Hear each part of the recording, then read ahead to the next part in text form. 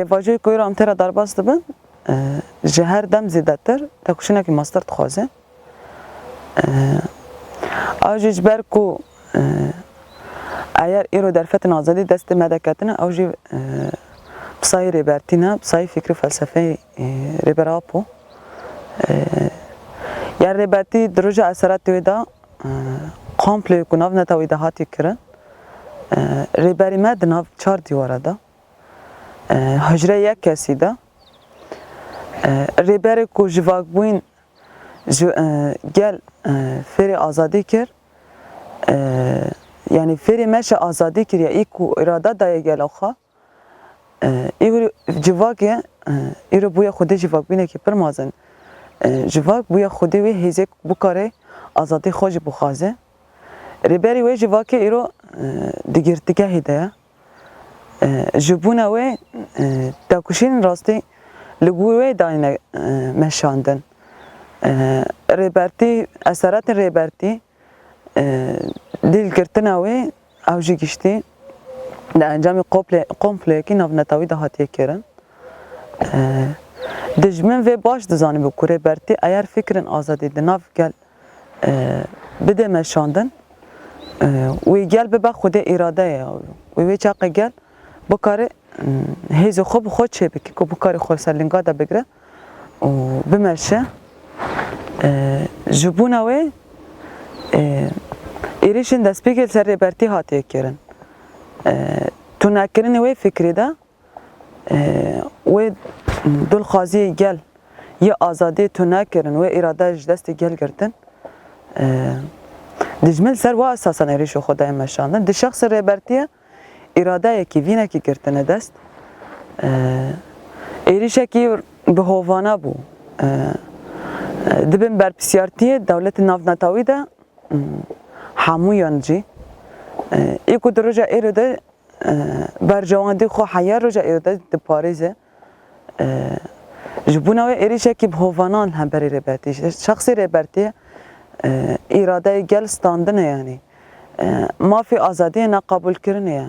Her zor û zextiyê gelekî bihêlê ku bin zilmê de jiyanekî ne li gorî azadiyê jiyanek ku îradeyê gelekî jî hatiye standin ku bikare tenê bin hekmê sîstemê de bin hekmê wê zihniyetê de bimeşe li gorî we bercewandiya nedayên meşandin. Dervî bercewandî ku xizmetê dewletê kirin wê gel nade meşandin, îrada nade qazançkirin wê hêzê têkoşî nade avakirin ku bikare ji bo azadiyekî meşekê rast bide meşandin. Li ser wa esasan êrişin di şexsê rêbertî hatiye kirin. Ama heya roja êro de rêberê me bi têkoşînekî pir mezin, bi berxwedînekî pir mezin rêbertî seknî herî biwate, herî azad di şexsê rêbertiyê xwe daye pêş. Rûxmî hemû êrişên ku şexsê rêbertî de hatiye kirin, î ku heya roja êro de jî tê kirin bi merxwedaniyekî mezin rêbertî seknekî daye rêberkirin. Li hemberî wa êrîşana yansımayê wê di nav gel de ye, di nav hêzê ku dibin fikr û felsefeyê rêbertî de dimeşe. Ew jî encamê têkoşînekî tê meşandin. Şoreşekê hatiye avakirin, li gorî wê têkoşîna wê roja êro de di nav millet de ye, di nav her dereyê ku di nav neta wî de jî gihîştiye wê aslî ku bikare her kesî ji bo azadiyê xwe, ji bo îradeyên xwe şer bike. Yani têkoşîn bide meşandin.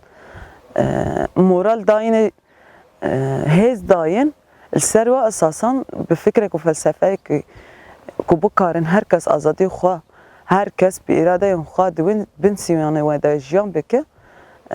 Bin sîwanê taybet netawên demokratîk ku her netaw di hundirê xwe de dihewîne dayîne meşandin. Ser wa esasan kan bikarin rastî bibin bersîfê rast. Eğer îro em nefeseke azadî distinin ew jî bi sayîn fikr û felsefeyê rêbertî bi bedelên giranin yani hezarên şehîd hatine dayîn li gorî wê tevgerandin. Ser wa esasan em îro jî wek şervanên yepe jî bi seknekî xurt em bikarin têkoşînên xwe hîn bêhtir mezin bikin ku bikarin dijmin re bibin bersîf. Ji ber ku roja êro de êrişên ku tên kirin êrişên ku tu caran em nikarin ji re bêdeng bibînin yan bê bersîf nikarin ji re bimînin û em tu caran jî namane, em tu caran jî namînin.